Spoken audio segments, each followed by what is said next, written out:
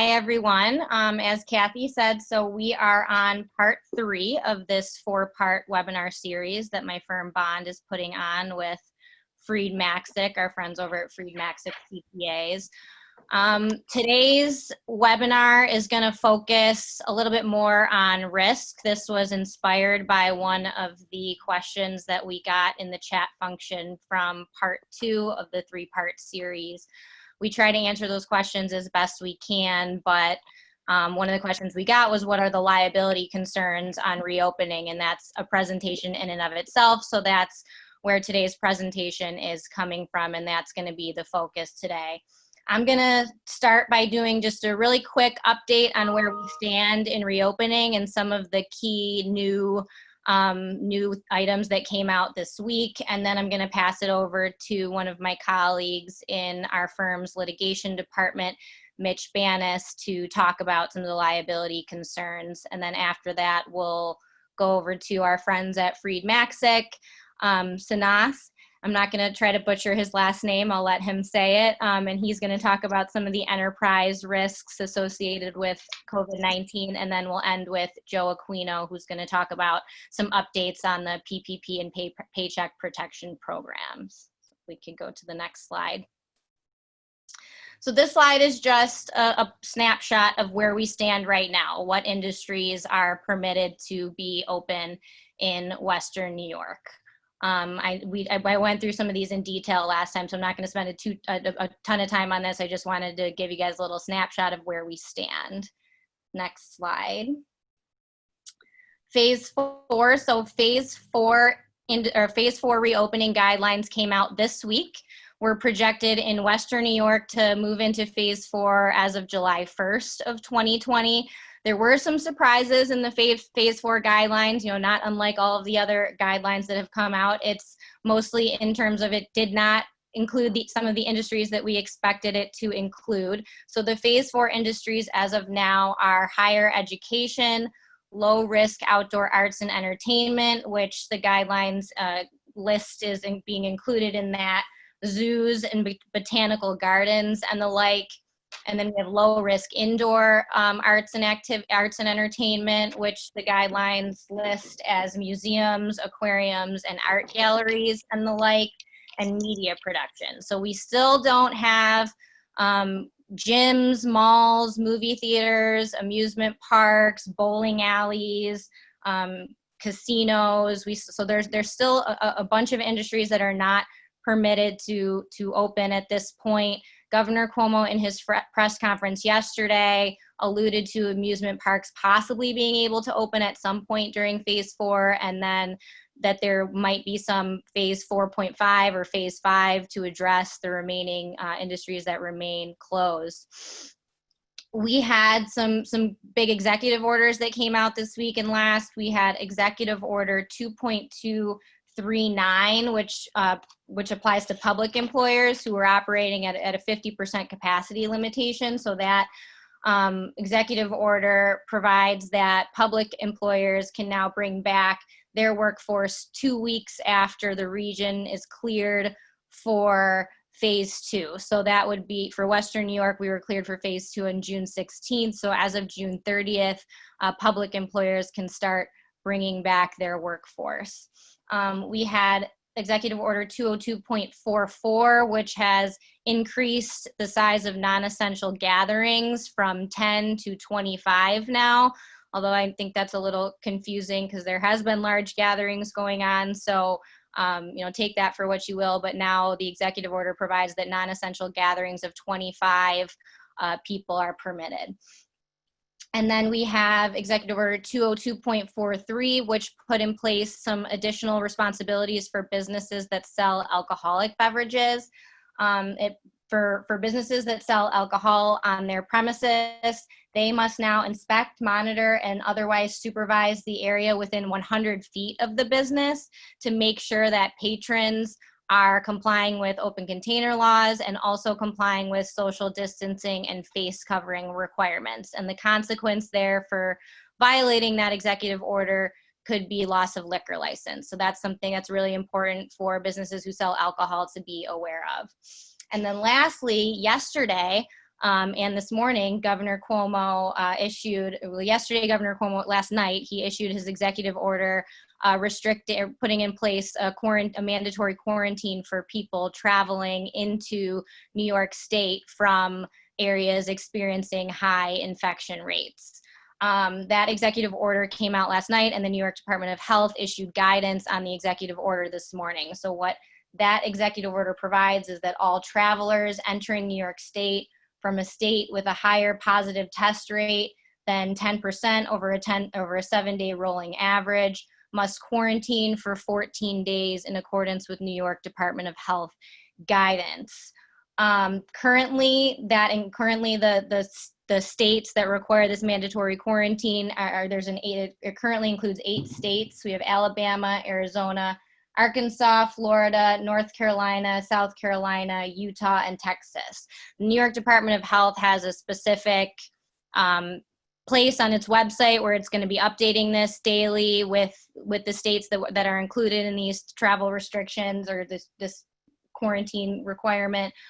So just check that often for any applicable guidance. The New York Department of Health issued guidance on the executive order this morning, which basically provides the rules that individuals must follow when doing this 14-day quarantine. And it does provide actually an exception to the quarantine requirement for essential workers. And so an essential worker is defined in the Department of Health guidance as any individual employed by an entity included on the ESD essential business list, and then also certain healthcare workers. So that's really important. If you're an essential business, your employees may not be subject to this 14-day quarantine period, but there are requirements that these essential workers have to follow when returning from out of state, including getting tested as soon as possible within 24 hours of returning, monitoring their temperature and monitoring their symptoms very closely, wearing a face mask in public at all times, and maintaining social distancing, and then cleaning and disinfecting workspaces for a minimum of 14 days, and then avoiding extended periods in public or avoiding strangers for a period of 7 days after return. And our firm will likely be doing a webinar going into this in a lot more detail than I just did, but it's something that I've been on calls all morning about it, so I wanted to touch on it a little bit. And then next slide. Sorry, next slide. Oh. And then just a quick reminder, if you are an essential business or a business that falls within the industries that are permitted to be reopened in Western New York right now, you should be checking the New York Forward website often for any updates on requirements, on safety requirements. Make sure you have read and affirmed the safety guide, the detailed safety guidelines for your industry. And make sure you have your safety plan in place, that you're adhering to your occupancy limitations, that you're enforcing 6-foot distancing, that face coverings are being worn when distancing is not possible, that your hygiene and cleaning practices are being carried out in accordance with CDC guidelines, that you are communicating your safety plan to key stakeholders, that you're screening when you need to screen individuals coming into your business, and that you have a plan in place for contact tracing and disinfection in the event that somebody in your business becomes infected. And with that, I'm going to pass it over to Mitch to go through the liability concerns. Okay, thank you, Ryan, and thank you again, everyone, for joining us today. As Ryan mentioned, I'm a litigator in our Buffalo office and have been asked to talk with you a little bit today about the liability issues presented in the age of COVID. As we reopen, as we progress through the phases, as more and more businesses reopen, there's more and more human interaction. And with that increased human interaction, obviously becomes more liability risk being presented on a day-to-day basis. And there's essentially 2 universes of people that businesses need to think about when it comes to liability concerns. The first is employees, and then is basically everybody else. And depending on whether a particular individual falls within either of those two groups, there's vastly different approaches and treatments of any liability that you may have to that individual. Employees are kind of the easy one. Even with COVID, the workers' compensation remains the exclusive remedy for workplace injuries. So if an employee contracts COVID at work, he or she is limited to his or her workers' comp remedies and benefits. There still will need to be a medical determination as to whether the COVID was contracted in the workplace. That may or may not be easy depending on the particular business or situation. It may be easier to make that determination in certain businesses, for example, healthcare workers, maybe meat packers if there's an outbreak at a meat packing plant. But by and large, there's often will be a genuine issue as to whether the illness was contracted at work, and there'll need to be some medical determination that that was indeed the case before workers' comp benefits will be awarded. As many of you probably know, there are exceptions to workers' comp. One of those exceptions is for intentional acts. I think it's kind of difficult to imagine how an employer could or would intentionally infect an employee with COVID. So that's probably one that's not going to come up very often. One that may come up with a little more frequency, although I'm not sure how often, is the exception for third-party lawsuits involving grave injuries, which a definition which includes death.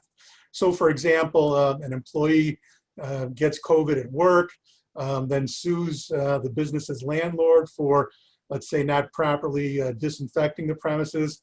The landlord may then have the ability to turn around and sue the employer for anything the employer may have done or not done that contributed to the contraction of COVID, failing to follow safety protocols or ignoring a known risk of infection, that sort of thing.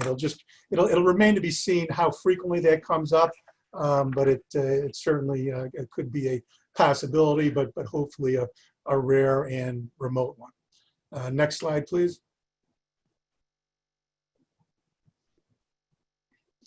As straightforward really as the workers' comp scenario is, it's not things are not nearly as clear in the context of liability to non-employees. And there's sort of two categories of people you need to be thinking about there. One is those people who you come into contact with on a more regular basis, so they're more top of mind, customers, patrons, clients, but also people who you deal with in your business on a less frequent, more casual basis, and who might be perhaps a little bit lighter on your business's radar screen, people like vendors or delivery persons or contractors. Next slide, please. You really can't understand what the potential liability for COVID exposure is without understanding what negligence is. Negligence is nothing more and nothing less than the failure to use ordinary or reasonable care in the circumstances. You're not required to take every possible measure to prevent something from happening. You're not required to control things that are out of your control. You're not required to be a guarantor of the health and safety of everyone who enters your premises, but you do have to take reasonable steps to ensure the health and safety of your guests. Next slide, please. Before I do a deeper dive into liability issues, I just wanted to at least mention in passing some legislative initiatives that are percolating. Some have been fully brewed, others not. There have been a limited number of legislative enactments, which provide immunity or at least safe harbors for businesses which follow applicable guidelines and act in good faith in response to the COVID crisis. In New York, there's been some legislation specific to the healthcare sector. And on the federal level, manufacturers of certain PPE and other pandemic-specific goods have been the subject of legislation which extends immunity or a safe harbor from liability for them. It's also something that's on the agenda anyway for the next COVID stimulus package at the federal level. So keep your eyes open if and when that package is passed to see whether or not there is any legislative immunity provision, and if so, whether it applies to your particular business. But for now, there's currently no broad legislative safe harbor for most businesses, at least in New York. There actually are a few in some other jurisdictions, North Carolina, Oklahoma, Vermont, Wyoming. But in terms of New York, unless you're in the healthcare industry, you really have no immunity from COVID-related lawsuits. One of the, next slide, please. One of the big problems in predicting the court's response to COVID cases is the lack of precedent. And obviously law is based on precedents. What have courts done in similar situations in the past so as to guide future conduct? And with COVID, obviously there really is no precedent. As we've all been hearing for the last 3 or 4 months, we're facing an unprecedented crisis. The courts have been closed, or at least in suspended animation. So it's going to probably take years before we get any court guidance specific to COVID. And even the past factual precedents may not be particularly helpful today anyway. What the courts did in response to the 1918 Spanish flu epidemic or the polio outbreak of the 1940s could well provide little guidance to how the courts rather are going to deal with the COVID crisis. And on top of all that, there's obviously been changes in the way we conduct business and changes in society generally that make past presidents unlikely predictors of future results. Next slide, please. Fortunately, there's all sorts of guidance that can be relied on in trying to predict what the courts are going to look at in determining whether or not liability applies to a particular COVID-related situation. There's both federal guidance from the CDC, which tends not to be industry specific. There's also New York guidelines, which, as most of you probably know, tends to be highly industry specific. And again, I don't need to remind most of you that the breadth of subjects and the level of detail contained in some of those guidelines can be literally mind-boggling. Next slide, please. Focusing in particular on New York, there are both mandatory requirements and recommended best practices. Don't let the use of the term recommended mislead you. If something is recommended and you're concerned about liability to third parties, you want to make sure that you do it whether it's mandatory or recommended. Otherwise, an injured party is going to, I think, pretty easily going to be able to point to any departure from recommended best practices and claim you were not negligent. And sort of, I should add this in addition to the kind of the written guidance that's out there. Look around and see what your competitors are doing. If your competitors are all or mostly all holding themselves to a higher standard of care, doing more than you are, that should maybe be a cue to you that there could be something more that you could be doing and should be doing if you want to avoid the specter of liability.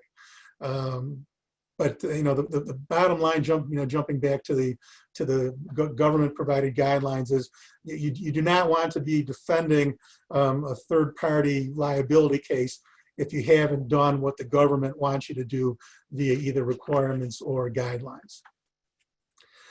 Next slide, please.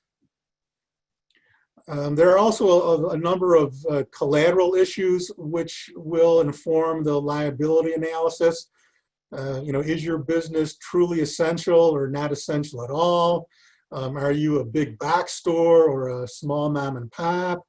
Do you converse with customers across a counter, or are you, for a few seconds, or are you literally in each other's faces for a long period of time? Does the person really have a choice as to whether to be doing business with you or not? Does the business have to be conducted in person, or can it be done remotely? So those are additional considerations you need to think about in crafting an appropriate liability response for your business. Next slide, please. If someone does claim that they contracted COVID at your business, all is not lost. Third parties claiming that they got COVID at your establishment will still need to establish causation. They'll still need to show that they, number one, got it at your business. Number two, because of something either you shouldn't have done but did anyway, or should have done but didn't. The conventional thinking is that that's going to be a pretty high burden for most plaintiffs to establish. I think that's right. COVID is prevalent, or at least potentially so prevalent, that there are literally in a given day dozens, if not hundreds of places any particular individual could have contracted COVID. But as high as that hurdle is, there may be situations where establishing that causation is a little bit easier.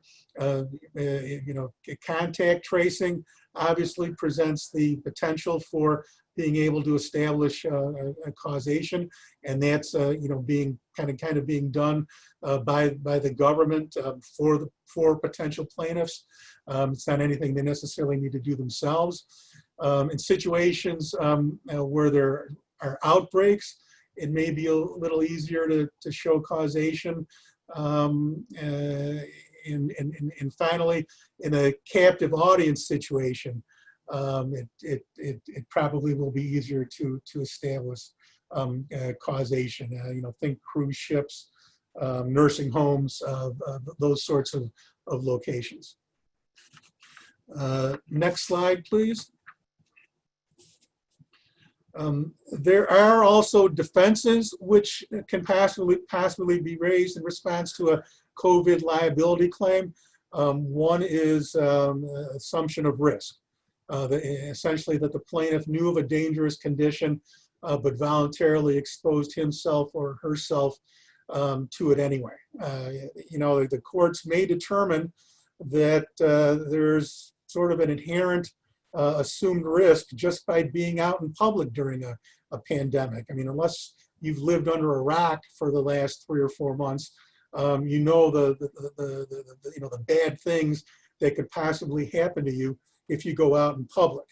I very much doubt, though, that the courts will say that by going out in the public, you're assuming the risk that a business did not comply with applicable COVID-related safety and health guidelines. Next slide, please. We also get a lot of questions about liability waivers. Should we have our clients, customers, patrons, whatever they might be called in your particular business, sign a liability waiver absolving us of any liability if they contract COVID while they're here.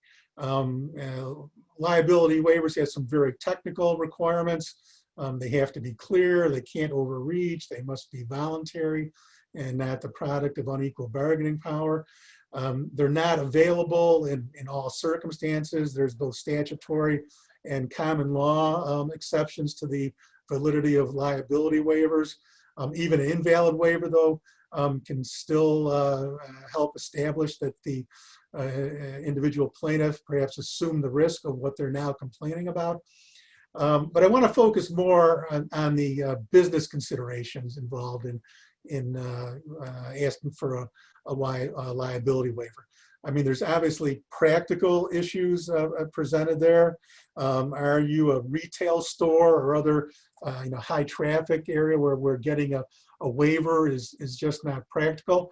But equally important and perhaps even more important is the kind of the business optics of it. What are you telling your customers if you ask them to sign a liability waiver? Are you telling them that you care more about you than you do about them? Are you telling them that you maybe aren't doing everything you could or should be doing to protect them from COVID? So for a lot of reasons, it may be that you decide not to use liability waivers. Okay, next slide, please. Turning now to the complaints or the types of complaints an individual may make to a governmental body that you may not be following COVID guidelines. Both employees and non-employees alike have the ability to make those sorts of complaints. There are complaints that can be made under federal law, in particular OSHA, and now under OSHA, there's no COVID specific process, but the existing process does include a COVID guideline violation. So complaints can be made to OSHA, and that triggers an investigation and sort of historical processes and remedies that many of you may be familiar with. New York, though, has adapted a COVID-specific process for complaints. Employees are able to complain to the Department of Labor, and anyone, and employees included, can complain to the New York Pause Enforcement Assistance Task Force. There's an online complaint form at the Pause Enforcement Assistance Task Force website, which allows a complaint to be made. It actually links back to the Department of Labor site, so it looks like at some point those two processes merge. And there are provisions for a referral to a local government for further investigation. We really don't know at this point next slide, please, I'm sorry. What's going to happen in response to one of these complaints. Almost certainly there will be some sort of investigation, whether that's a telephone call or a written inquiry or a full-blown investigation.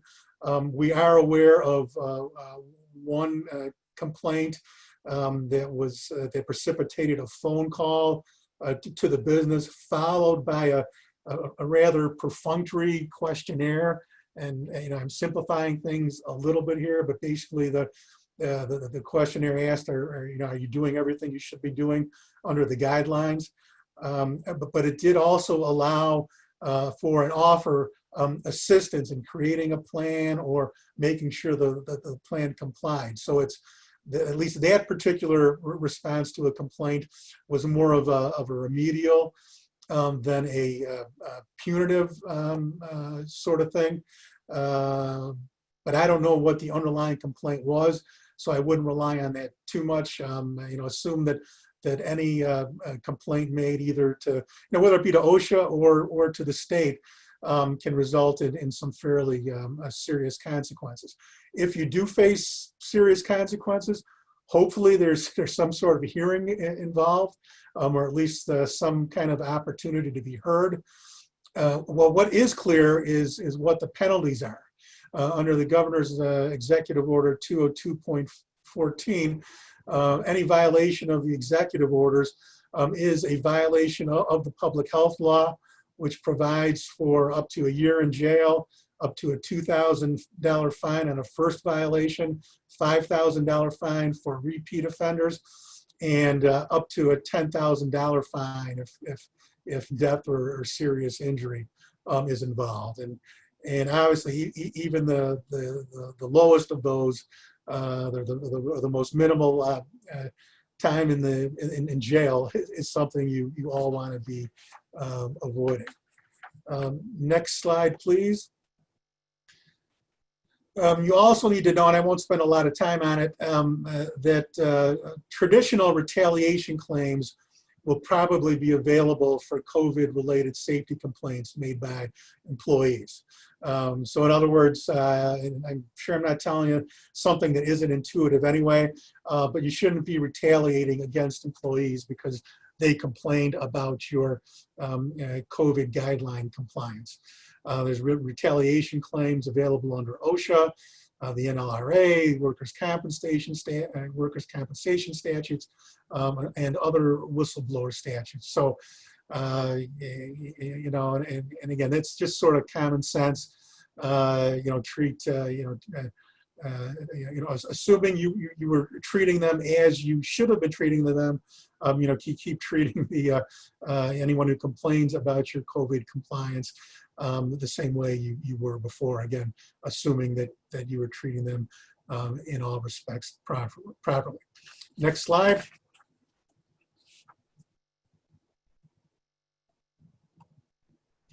And just finally, hopefully some takeaways about specific action steps you can take after our collective presentation today. You know, I sound sorry if I'm beating a dead horse, but follow applicable guidelines, whether mandatory or recommended. Enforce compliance uniformly.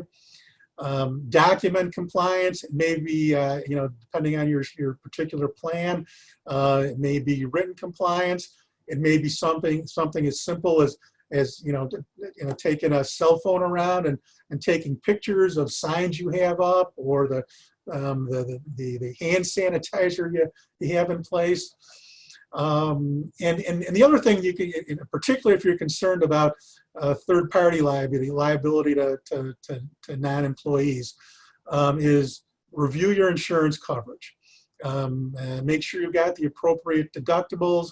Make sure you've got the right limits, and especially make sure, if you're worried about COVID liability, make sure that you've got the right coverages that will include that, and also that you do not have exclusions, which will leave you holding the bag if you have a COVID claim made against you. That is all I have. Thank you again, and I will now turn the webinar over to our good friends at Freed Maxic. I don't know, Santa or Joe, whoever's going next, but I'll let you guys figure that out. Thank you. Thank you, Mitch. Good afternoon, everyone. This is Sanath Rajapaksa. I'm with Freed Maxic, as Mitch mentioned and Ryan mentioned. I'm a partner with the Risk Advisory Services practice. I'm going to take a slight turn from talking about compliance and litigation risk, and I'm going to expand the concept of risk over to the enterprise level. And we're going to touch on a number of different other risks that you may face as you return to the workforce.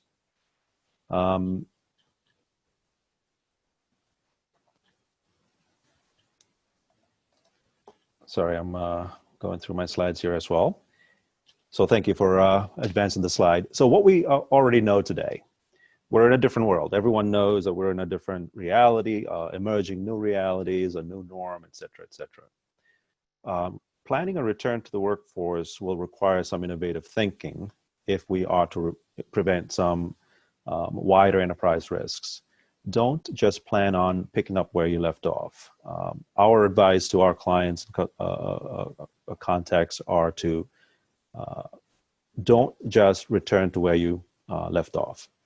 And I will get into that a little bit more in detail later on. The efforts to return will vary by industry. We already know that. Certain industries, certain business segments will have to interact with your clients on a more regular basis. We are lucky, the accounting profession, we may not have to actually directly interact with clients as much as we used to. And then the next thing we know that is flare-ups are inevitable. As we flatten the curve, certain states are taking more risks. Flare-ups are happening, and we may be susceptible to those. So What that means is we have to plan for go back to the office, stop, reassess, perhaps go back to the office again, and go back to a work from home mode again, maybe. None of these are certain to happen, but I think we have to accept the fact that the risk is that this is going to be an ebb and flow type of a situation.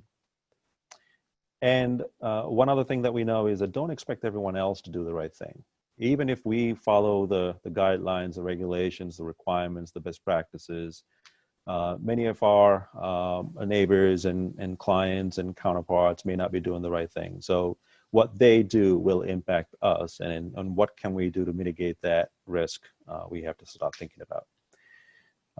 Organizations and businesses will have to change their strategies and tactics to preserve value and create value. What do I mean by that?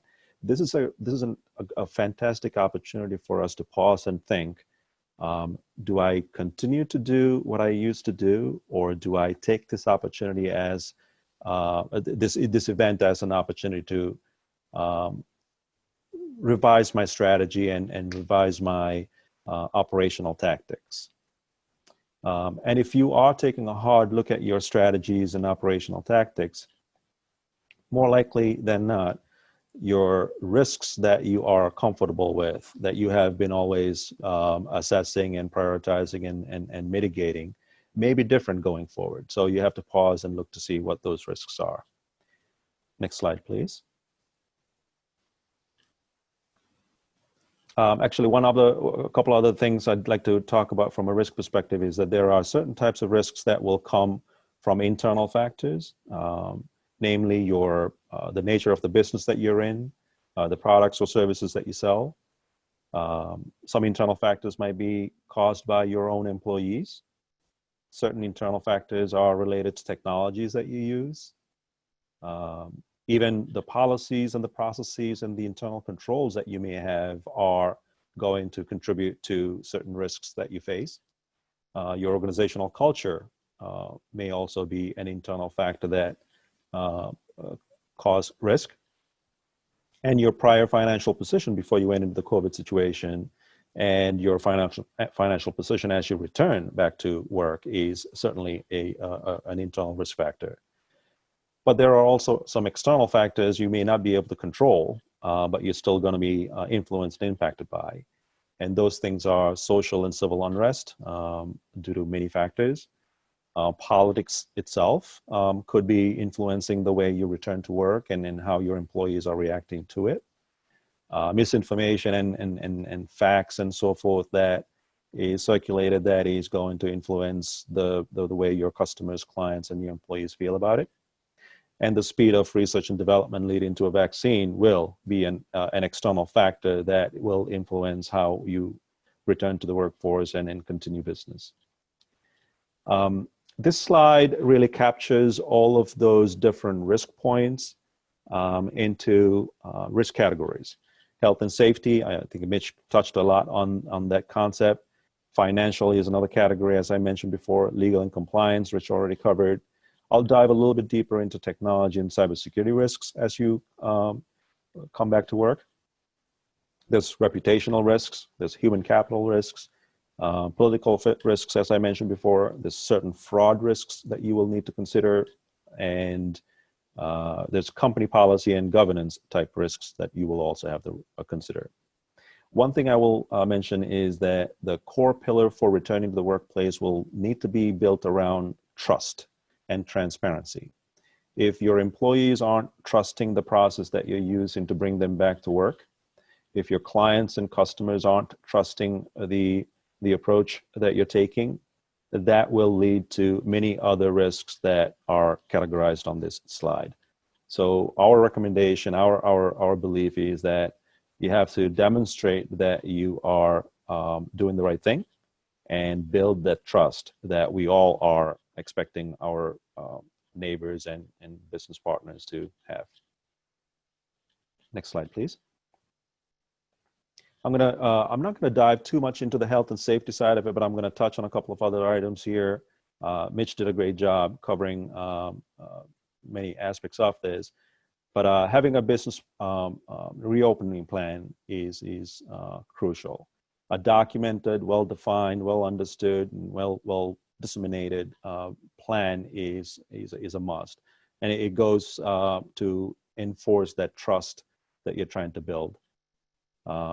Procuring the PPE that you need is another a must, and if you don't have these, again, Mitch touched on those topics, that could lead to certain risks. Handling employees who are asymptomatic in the workplace, right? We need to find a process. We need to define a process of those situations where, what do we do? Do we send them home? Do we pay them later, et cetera, et cetera? Not just your employees, but your clients and vendors and customers are also going to contribute to health and safety risks. Next slide, please. I'm going to spend a little bit more time on technology and cybersecurity risks. So as we face the pandemic, and as the curve was rising, if you will, we all went to the work from home mode. And now that the curve is flattened a little bit, we're coming back to the work, but maybe not 100%. What that means is that we're probably going to settle on a more of a hybrid workforce situation. Some will be in the office, some will be working from home, and the hybrid nature of it will require you to start thinking about how you serve technology differently. Many of them are going to need printing services or the ability to access certain data while they are working from home, which may require you to start thinking about privacy and security of that information as they access this information from outside of your four walls that you consider your traditional workplace. The technology that you will use to screen and trace and monitor your employees and their work habits that will contribute to how you safeguard themselves from the virus will also need to be considered. Are you going to collect data? How are you going to store it? How are you going to protect it? How are you going to safeguard the privacy of that data as you collect it is going to be very important.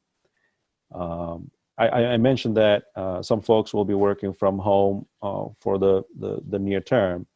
They may not be returning to the office. How are you going to serve them from a help desk perspective? Do you have the right technology and the operations defined, and the policies and the standard operating procedures are defined to take care of them for a longer period of time? Availability and continuity. Your technology will now need to be available almost 24/7 as people work different hours and different shifts, and you may not be able to just provide services from a 9-to-5 basis. Another risk that you will need to consider as you go into this new reality is budgets. IT budgets will need to be revised and readdressed. You may need to invest in new technology to meet the hybrid workforce. The budgets that you had with respect to safeguarding your information may not apply going forward. So budget risks, investment risks are another category that you should look into. There are some stories, anecdotal or otherwise, that make us pause and rethink how we use video conferencing, especially from a security and confidentiality perspective. So you may need to build policies and train your workforce in using new technologies such as video conferencing that you may not have traditionally used before, to ensure that you're safeguarding the confidentiality of the information that you're disseminating through these new mediums. I touched on training. Without the proper training given to all of your employees who are now relying on new ways of interacting with your customers and clients, you may risk of impacting service quality and service delivery and so forth. So training, you have to take a fresh look at how are we training our workforce going forward. Next slide, please. Actually, let me touch on a couple of other things related to technology. Cybersecurity threats are on the rise. There's a number of different reports and research and news that we have access to that show people are targeting vulnerable companies as we are in this pandemic situation. They know which companies may be susceptible to phishing and ransomware type attacks, especially when your employees are shifting to work from home and aren't really monitored or subject to some of the preventative controls that you had in the workspace or workplace. While they're working from home, they may be more vulnerable. And these bad actors know that, and they're targeting them directly. So cybersecurity threats are something that you need to consider as we move forward to the return to workforce. Cybersecurity threats are also happening from the inside of your company. Some employees may be disgruntled due to certain conditions. Some people who are, recent former employees may know your vulnerabilities, or so that could be a certain type of an internal threat that you need to worry about. But again, overall, cybersecurity threats, internal or external or otherwise, are on the rise. You need to start thinking about improving your controls around access. If you're allowing folks to access your mail system from an outside world, web mail, right? Some folks may not be able to access corporate email the way they used to, so they are using private email to share business information and confidential information. Do you have the controls to detect that type of activity? Do you have policies to help guide what employees can and cannot do using, say, bring your own device type situations? How do we know that their private equipment is up to par with corporate controls and so forth? So those are all the things that you have to worry about from a technology risks perspective. Reputational risk. So I talked about building trust and transparency. Without that, your employees are likely to be a little bit nervous. Your own organization's reputation with respect to your employees are at risk, right? Similarly for the customers, you have to build that trust and transparency. Complying with the minimum guidelines and the best practices may not be enough. Your competitors may be doing more. You are expected to do more from a public perspective. So just don't fall back to what are the guidelines and what are the minimums that I need to do. You will need to reassess what's acceptable, what's sufficient, what's the right thing to do based on the industry that you're in and so forth. So the risk I'm trying to articulate here is don't fall back just to doing the minimums. Employees' use of social media is going to be a risk that impact your reputation.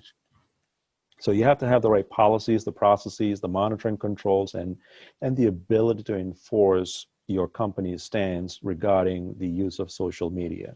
That's one risk that you will have to address as you go forward. And I think Mitch touched on this. Don't become a hotspot. It won't be just one employer or another that will lead you to become a quote unquote a hotspot. But if you're not managing the risks and you have a number of different cases and the news picks up on it, et cetera, you probably won't recover from that type of situation. So don't become a hotspot. Human capital. As a company, we conducted surveys and reached out to everyone and asked for their input and feedback and what their concerns are as they want to come back to the office on a voluntary basis. If they don't feel comfortable, why and why not, etc. And address those concerns to their satisfaction, or at least take the best shot to address them. That builds trust. That adds to your reputational, it helps mitigate the reputational risk, but also helps mitigate potential loss of talent. If they don't trust your plan to return to work, if they don't have that comfort level, they feel that their concerns were not adequately addressed, you may be at risk of losing talent. That's something that you need to consider. Attracting and retraining new talent is also going to be different going forward. You may not be able to conduct recruiting events or human capital management type events the same way. So you have to take a closer, harder look at what your recruiting events and onboarding events and training events are going to look like going forward. A couple other things like, you know, those fringe benefits, providing meals and beverages and lunchroom space and other things. Those are outside of my comfort zone, but you know, those are still a risk that you will need to address. Employee camaraderie, teamwork, professional connections, all those topics that we need to address fall under this bucket of human capital management. Assess them, identify what those risks are, prioritize them, treat them, respond to them accordingly, such that you're a sustainable position to maintain your human resources talent pool. Next slide, please. I'm not going to dive deep into this, but we all know there are political risks that we're facing, risks from political stance and viewpoints that we're facing, whether it's our own employees or our customers and clients. Don't ignore it. Identify what could lead to a risk because of political views and address them. The next item is fraud. There could be internal fraud or external fraud caused by cybersecurity events or disgruntled employees, or et cetera. Identify what those potentials are and address them. Lastly, I'm going to say that all of these risk points, whether it's operational, financial, regulatory, compliance, technology, fraud, political, et cetera, they all will require you to take a fresh look at your existing policies and governance structures and change them to accommodate the new realities. You may decide to change your strategy, you may decide to change your tactics, but if you don't pause and look to see if your policies are aligned with those new strategies and new tactics, you may not be able to actually enforce some of the changes that you need to implement. So take a fresh look at your policies and governance structures. And they have to align with the state and federal guidelines as well. So if certain state and federal guidelines are requiring you to do X, Y, Z things, but your policy is in contrast with that, change that. Identify what needs to be changed and change. And one last thing, communication from the top. It has to be consistent and clear. The changes that you're making to the policy, the governance structure, the internal processes and the procedures and the controls, communicate. It has to come from the top. It has to be consistent. It has to be clear. That's the end of what I had prepared. I'm going to hand this over to Joe Aquino, who will touch on triple P items. Great. Thanks, Sanath. And hello, everybody. So with the last few minutes that we have, what we wanted to do is touch on some of the significant provisions that have been provided with regards to some updates, most recently as June 22nd, 2020 for the PPP and the Payroll Protection Flexibility Act. Some key items, there weren't, significant changes, but maybe some clarifications that we thought would be appropriate to address here from a high level. And some of those things, obviously now everyone is aware that the extension of the covered period went from 8 weeks to 24 weeks or December 31st, 2020. Some clarification, however, that was provided is that early forgiveness applications are allowed. So if you use all of your proceeds before the end of your selected covered period, you can apply early. You are allowed up to 10 months from the last day of your covered period to actually apply. The banks will then have, or the lending institutions will then have 60 days with which to review the application and provide their recommendation for forgiveness to the SBA. The SBA will then in turn have 90 days to review that and make a determination of forgiveness. So overall can be a pretty lengthy process. However, they have given the option now where you can apply early and start it before the end of your covered period. One caution we wanted to make you aware of is that if you do choose to apply early and you are subject to wage reductions, meaning you've reduced someone's wages more than 25% through the covered period, that wage reduction has to be applied over the full covered period. So for example, if you're using a 15-week period to apply for early application for forgiveness and you've computed a wage reduction, that wage reduction has to be applied over that full 24-week period. Again, just a caution to make you aware of. Again, as everyone knows, the threshold now for payroll costs has been decreased from 75% to 60% of overall costs spent. So more of a benefit to borrowers. Extensions on loans for any amounts that have not been forgiven has been increased from 2 years to 5 years for any loans that were after June 5th, 2020. Any loans prior to that date still can be extended. However, it has to be mutual agreement between the bank and the borrower. So banks or lending institutions are not required to increase that. So it will have to be an agreement between the parties.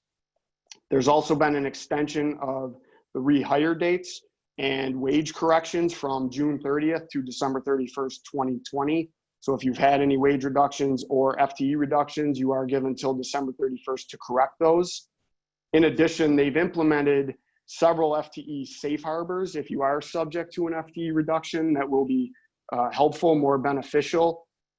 For instance, if employees voluntarily leave during the covered period, if they're terminated for cause, if you've offered them employment and they have not accepted that employment, all of those will exempt you from being penalized from an FTE reduction perspective. Another clarification that just came out with regards to the recent update is that they've included language in there that says if you can certify in good faith that you can't return to the same business activity level that you had prior to February 15th, 2020, because of compliance with government regulations, government standards, shutdowns, all related to the COVID-19 pandemic, then you are also exempted from an FTE reduction. So when you look at that, again, beneficial to the borrowers, and there is this greater likelihood of being able to have full forgiveness because of these FTE safe harbors. There hasn't really been any specific clarification on how they'll measure that impact. Some of the language that's used is, directly or indirectly impacted. So it does, it does impact a lot of the borrowers as far as an FTE reduction. Next slide, please. So some of the other items, salary and wages, that the cap has now been increased to $46,154 per individual, which represents the 24-week covered period. The previous max was $15,385 over the 8-week period. In addition, covered benefits, the healthcare, the retirement that are paid by employers for employees that are spent over that new 24-week period are also eligible to be included in the forgiveness calc. However, compensation for owners are subject to different limitations. So definition of owners, owner employees, S Corp owners, C Corp owners, individuals that are self-employed or general partners are subject to a different set of limitations. Those limitations are the lesser of 8/52 of your 2019 compensation or net profit, say from a Schedule C, or $15,385 if you're using an 8-week covered period, or the lesser of 2.5 months out of 12 of 2019 compensation or net profit with a Schedule C, or $20,833 if you're using a 24-week covered period. So again, owners are not allowed the increase with regards to the $46,154 cap. They're capped at the $20,833 if you're over a 24-week period. And those caps apply to each individual across all businesses. It's not by business, it's by individual. So that cap is for each person. Health insurance for, say, S Corp owners, sole proprietors, general partners, that any amounts paid on their behalf is already included as part of compensation. So their additional health insurance cannot be added in as a payroll cost. It's already subject to the cap on the compensation. However, C Corp owners who don't have that included in wages can include that as part of payroll costs. Retirement benefits for owner employees or S and C corporation owners can be included. One caution here, there's two separate applications now. One is an EZ application, one is a regular application. In the EZ application, there's a limitation on owner employee retirement contributions, limited to 2.5 months of your 2019 retirement contribution. That language is not included in the regular PPP application, so we're not sure if that's an intentional discrepancy or if there will be future clarification on that in order to determine if it's going to be consistent. You would think it would, but right now the language is different between the two. The rationale behind these owner compensation caps that they've included in the new guidance is that they didn't want owners to be able to benefit in ways that were not the intended purpose of the act. So they used the example, if there was an owner with one employee who submitted for a PPP loan, they would have received 2.5 times of their compensation or payroll costs plus the employee's payroll costs. And if during the covered period, they've let that employee go and fall under one of the FTE limitation or safe harbors, then they would be eligible for full forgiveness on that amount, leaving basically the owner's compensation and the employee's compensation to benefit the owner themselves. So they wanted to limit that, as that was not the intended purpose of the act, to maintain wages, to maintain employee levels, to maintain jobs for people. Next slide, please. So as I mentioned, there's two applications now. One is a easy application, which will make the process much more easier for applicants to complete the process. There's 3 criteria that have to be met. So if you meet one of the 3 criteria, you're eligible to complete the easy application. One being if you're self-employed, an independent contractor, or a sole proprietor with no employees at the time you apply, you are eligible to complete the easy application. If you did not have any wage reductions by more than 25% during the covered period and did not have any FTE reductions for the covered period, you are eligible to apply. Or if you did not have any wage reductions past the 25% and you could not operate at that same level of activity as before February 15th, due again to compliance with requirements or guidance related to COVID-19 or shutdowns or government regulations, then you are eligible to complete the easy application. Basically what these are going to be good faith certifications. So you're certifying that you meet these criteria. It will limit the documentation that has to be included with the application. However, obviously the recommendation is to make sure you have support behind these certifications that you're making in order to justify it if there's any additional review or questions that come out as part of the loan application process. Again, next slide, please. So what we wanted to do again is just kind of touch on the highlights of some of the new compliance that's come out and some of the additional questions that were coming in. There are still a few clarifications or questions that are out there that we're hoping to get answered. The first one being, clarification of that owner employee retirement payroll cost discrepancy between, the easy application and the regular PPP application for forgiveness. So we're hoping for further guidance there. The tax impact. As of right now, as we know, the expenses that are being used with the loan proceeds are not deductible from a tax perspective.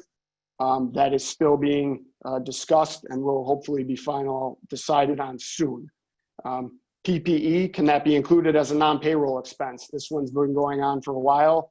They've had discussions. Again, no final clarification on it, so hopefully will be soon. And as we all know, with the ever-changing world of the PPP, we have interim guidance all the time, and we're expecting more FAQs to hopefully clarify a few of these things, which obviously will be continued to be monitored, and we will communicate to everyone, anything relevant with regards to changes that are made. I know we're over a little bit on time, but again, that's from a high-level perspective, what we wanted to touch base with regards to the PPP and the Flexibility Act. So with that, I will turn it back over to Ryan. Thank you all for coming and participating. I'm just going to type out this last question to the last question here we have on this chat function. And otherwise, thanks for coming. Hope to see you at part 4.